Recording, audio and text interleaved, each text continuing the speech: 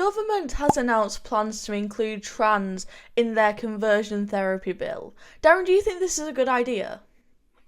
I actually really worry about this, and the government, I think, have been made aware of the implications of banning, prohibiting speech and conversation that doesn't automatically just affirm someone as having gender dysphoria. So, for example, Jess, were you younger than you are today and you were in school, it would be prohibited for your school nurse to say, well, actually, let's consider other options. It might be that, you're not experiencing gender dysphoria and you're actually just going through this little old thing called puberty, right?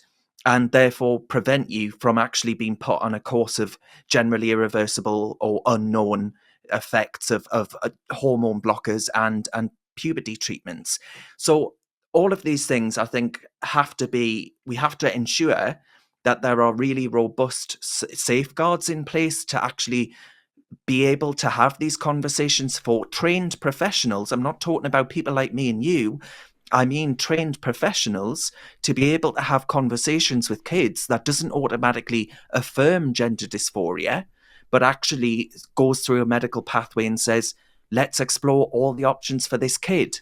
I think that's important. So in banning this stuff, I hope they don't actually end up with really nasty unintended consequences in which there's a whole generation of young women, primarily young women, who are automatically affirmed because adults are too afraid to have conversations.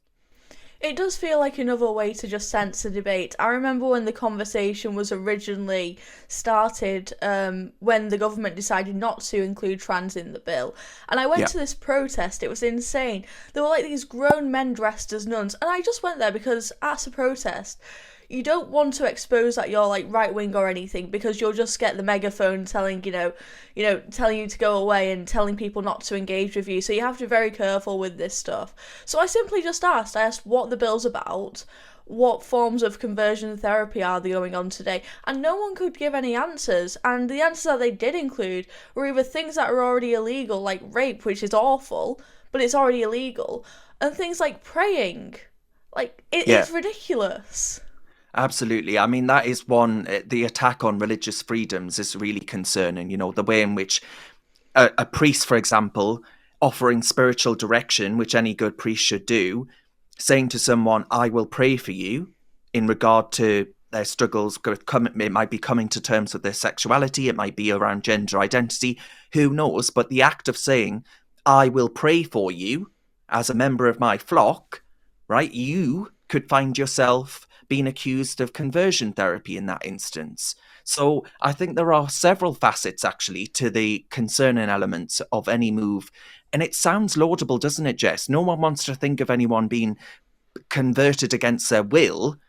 And it harks back to electrotherapy and things like that. Well, we're not discussing those kinds of things. We're actually discussing professionals having conversations with kids and people actually being able to pray for somebody. That's the kind of thing that might be brought up and dragged in to these kind of laudable sounding bans.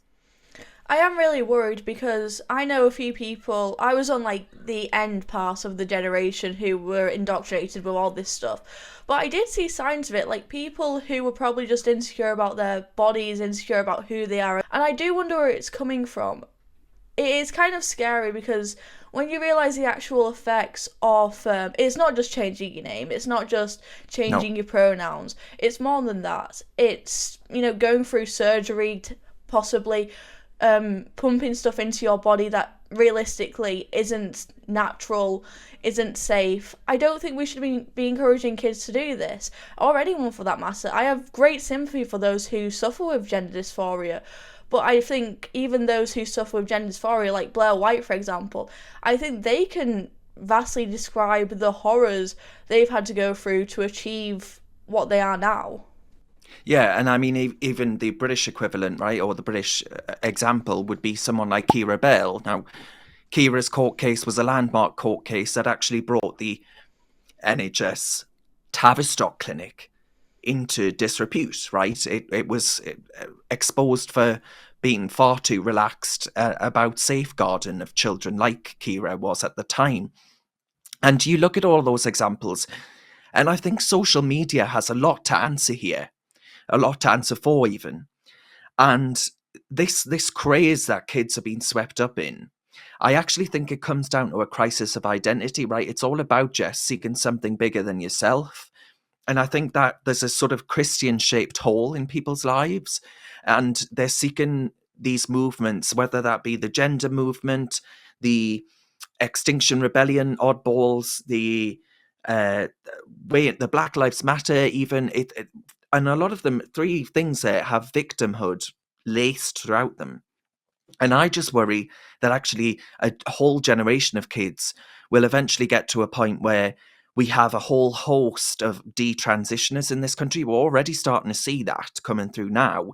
But I think it's going to be a real watershed moment when actually the NHS has got, instead of people coming saying they're experiencing gender dysphoria, a lot of people saying, how dare you do this to my body, when actually you didn't safeguard well enough to ensure that I was genuinely, wanting to seek to do this to my body. That's my concern, Jess. So all these conversion therapy moves, I worry about them. It's not because I'm pro conversion therapy. It's because I'm pro actually science and practice and medical professionals being able to actually do their job.